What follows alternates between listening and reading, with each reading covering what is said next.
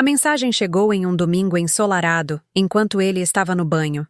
Naquele momento, eu estava na cozinha, cercada pelo aroma do café fresco, preparando nosso habitual brunch de domingo. A luz do sol invadia a casa através das janelas, espalhando uma luz dourada que conferia uma sensação de paz e perfeição à nossa manhã preguiçosa. Até então, minha vida era uma mistura equilibrada de amor e rotina, temperada com a confiança que construímos juntos ao longo dos anos. Eu confiava nele cegamente. Quando o som ocorreu em seu celular, um aviso suave, não pensei em nada além de talvez uma notificação banal, uma mensagem de trabalho ou de um amigo. Meu olhar, no entanto, distraidamente passou pelo aparelho, e lá estava. Mãe. Uma direção familiar, eu ponderei. Algo na simplicidade daquela palavra na tela, no entanto, fez meus instintos coçarem. Era como se cada partícula de ar na sala ficasse subitamente densa, e eu sentisse uma súbita urgência em saber, não apenas o conteúdo da mensagem, mas o motivo do meu desconforto. Eu hesitei. Quando estendemos a mão para o celular do outro, geralmente era sem pensar, um gesto natural, como pegar uma caneca ou ajustar uma almofada. Mas naquele momento, meus dedos congelaram a centímetros do aparelho. A curiosidade agora era um ímpeto, quase audível, como um zumbido estridente.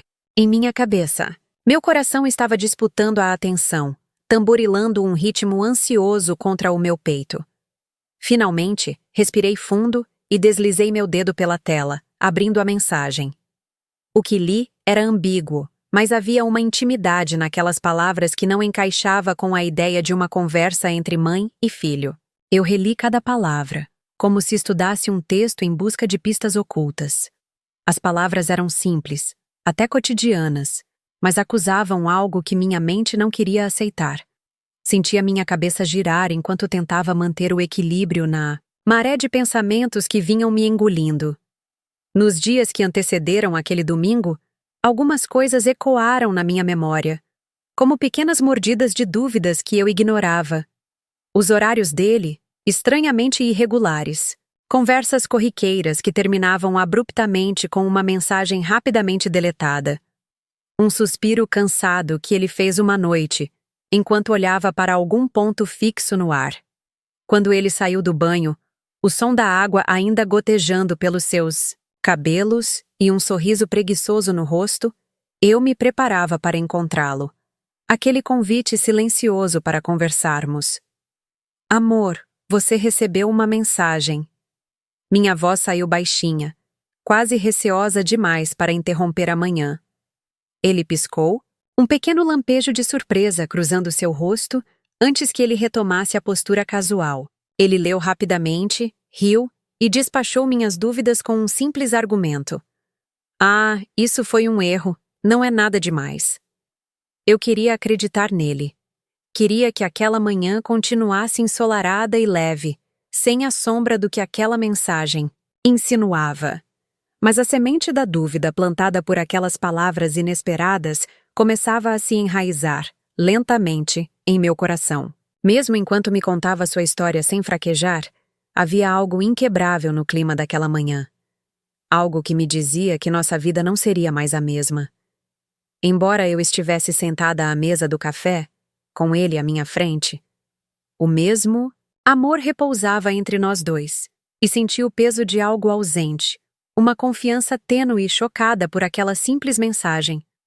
Eu estava esgotada de dúvidas, mas a incredulidade ainda encontrava espaço em mim. Cada vez que eu tentava convencer a mim mesma de que tudo não passava de um erro, uma nova peça do quebra-cabeça que era nosso casamento parecia se encaixar de forma errada. Era como se meu amor por ele estivesse sendo analisado sob uma luz intimidante e impiedosa, revelando rachaduras que eu nunca quis ver. Então, na temida manhã após aquela descoberta, preciso admitir que comecei a me tornar uma detetive relutante na história da minha própria vida. A partir daquele dia, tudo, no nosso cotidiano, começou a me alertar tanto quanto a notificação que eu havia vacilado em abrir. Passava horas observando seus movimentos com uma atenção nunca antes dispensada, identificando padrões novos e indesejados. Os telefonemas que ele fazia, sempre tão longe de mim, acabaram por se tornar sinais de aviso, enquanto as desculpas sobre reuniões de última hora deixaram de soar convincentes. Eu estava sendo engolida pela sombra gigante da desconfiança, enquanto fingia insistentemente que a normalidade ainda nos pertencia. A realidade torceu-se em sua própria essência. Quando, certa noite, notei que ele deixara seu telefone no escritório, o impulso me dominou, e com mãos trêmulas, comecei a explorar o aparelho. Não esperava muito encontrar depois que ele aprendera a remanejar suas mensagens, mas havia evidências nos registros de chamadas. E caramba, eram longas conversas, feitas em horários em que ele supostamente deveria estar em silêncio. Apenas nós dois a sussurrar sob os cobertores. Na lista de contatos, a palavra mãe surgia novamente, mais vívida e ameaçadora do que antes. Minha angústia encontrava companhia em um crescente desejo de verdade. E assim os dias se arrastaram até eu encontrar uma aliada inesperada. Júlia, nossa amiga em comum. Foi numa tarde, ao partilharmos um café casual, que em seu semblante vi uma hesitação que eu conhecia bem demais. Eu não sei se deveria contar isso, mas você merece saber. Ela começou, e naquele momento meu mundo pareceu desmoronar. Júlia, visivelmente desconfortável, revelou que a mãe era de fato uma jovem mulher. Alguém que entrara furtivamente na vida do meu marido, sorrateira como uma sombra. Aquilo me atingiu como um soco. A dor era cortante e, simultaneamente, anestésica. Mas a ruína da minha realidade não parou por ali. Meu choque era um mar de desespero pronto a me naufragar, e as ondas maiores foram lançadas quando um novo detalhe se acrescentou à história. A garota estava grávida e exigia que ele fizesse algo sobre isso, sob o famigerado risco de expor tudo para nossa família. Era algo que eu soube apenas ao ouvir, atônita, um recado que ele não apagara totalmente. E, se a traição já era sólida o suficiente para esmurraçar minha fé, a perspectiva de uma nova vida envolvida amplificava todo aquele cenário de pesadelo. Senti-me dividida entre duas forças impossíveis, um desejo ardente de confrontar tudo e todos, e uma necessidade profunda de recolher cacos de sanidade antes de tudo ruir de vez. Naquele instante, enquanto guardava para mim cada pedaço dessa devastadora verdade, comecei a arquitetar uma forma de diretamente lidar com aquela amante. Mas precisava primeiro assegurar que meu marido também viesse a conhecer a mulher que eu estava me tornando. Então, em meio ao caos que sufocava minha mente, mantive a verossímil máscara de normalidade que poucos ousariam questionar. Ninguém, exceto eu, sabia que tudo o que restava agora era agir, um passo meticulosamente após o outro. Eu era a mesma Mariana por fora, mas por dentro uma força impossível nascia, incitada por lágrimas amargas e sorrisos dilacerados. Era essa nova versão de mim que convidava a uma resolução impiedosa, uma em que, diante do espelho, declarava silenciosa: vou descobrir, custe o que custar. Descobrir a traição me marretou como uma onda fria e implacável quebrando sobre um corpo já moribundo na areia. Meu espírito foi esmagado e encontrei-me vacilante no espaço que outrora fora sagrado e seguro, nossa casa. Já não era um lar de amor, mas um museu mórbido da vida que eu pensava compartilhar. Cada objeto, cada fotografia, eram como facas afiadas ao meu redor. Lembravam-me cruelmente da ilusão em que vivi, agora tão evidentemente frágil. No fundo do meu ser, algo estalou. Não era um fragmento de dor que se despedaçava, mas antes, a cicatriz de uma ferida antes mal conhecida. Decidi naquele momento que não seria em vão, que eu não permitiria que ela fosse apenas mais um capítulo triste dentro da história da qual ele havia arrancado o controle. Minha reação inicial foi de choque e desespero. Mas, ao emergir dessas profundezas, eu me senti tomada por uma força que me impulsionava a entrar em ação, a restabelecer minha narrativa. Eu tinha que amadurecer rápido, tinha que ser astuta, Passei horas planejando como mascarar minha intenção, como manter nossas interações tão pacíficas quanto possível. Um papel de esposa confiante que ainda amava e acreditava em seu marido. À noite, deitada ali, ouvi meu amor respirar ao meu lado com a mesma dificuldade de alguém que houvesse se tornado um estranho, e prometi a mim mesma e à mulher que eu via no espelho. Não ficaria com as mãos atadas. A vingança deve ter um tempo, forma e controle, eu lembrava a mim mesma, enquanto cada movimento meu parecia fazer parte de um jogo de xadrez minucioso. E nesse jogo, minha próxima jogada já estava clara. Ele nunca saberia do que fui capaz. Cada sorriso falso, cada carinho forçado, alimentava a percepção de que ele ainda estava seguro no papel que representava. Nenhuma linha do destino seria cortada antes que eu estivesse pronta para juntar os laços como bem entendesse. E então, veio a segunda reviravolta. Descobrir que a amante era uma amiga de infância foi uma revelação que, por um momento congelado no tempo, fez meu coração quase parar de bater completamente. Sandra, o rosto dela emergindo dentre meus fragmentos, mais doces e mais dolorosos do passado, agora manchava minha vida presente de maior traição. Mistiçosa amarra, ela havia entrado na nossa vida sob a pretensão de um novo começo, apenas para devolver em envenenado abraço o rancor de velhas mágoas. Claro, a ironia não passou despercebida, revivendo dor por dor, cicada por cicada. Ela era uma sombra que já conhecera, mas quisera ignorar. Fui tola em acreditar que habitar o mesmo espaço novamente seria algo a ser celebrado.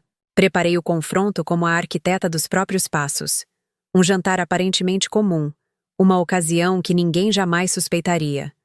Eu os sentei frente a frente, enquanto minha mente fervilhava com a tensão de tudo o que estava por vir. Eram peões no tabuleiro que eu havia orquestrado. Em um canto da sala, a câmera testificava qualquer verdade que escolhessem negar. Quando a realidade finalmente se dignou a explodir, a cena diante de mim parecia desfiladeiro desabando em si mesmo. Mas, por estranho que pareça, ao encarar ambos naquele confronto inescapável, senti uma calma inusitada, como se finalmente tivesse recapturado um resquício da força esquecida.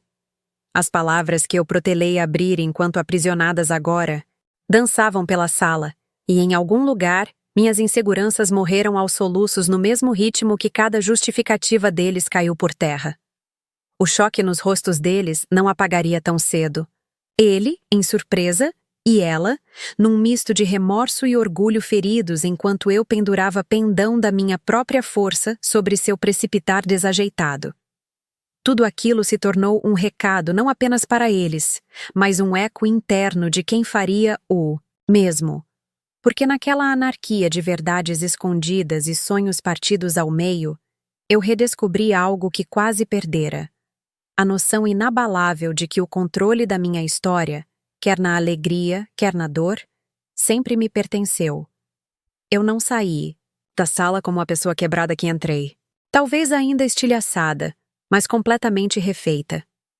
E nesse caos público, mesmo sob um manto de humilhação e engano, eu sentia que, enfim, começava a retomar o poder de narrar a vida que desejava construir a partir das cinzas desse plano, maquiavélico de revides tão duros quanto necessários. A dor do confronto ainda reverberava em cada fibra do meu ser. Mariana, eu me repetia, você sobreviveu a isso, quando uma parte de mim estava convencida de que não conseguiria.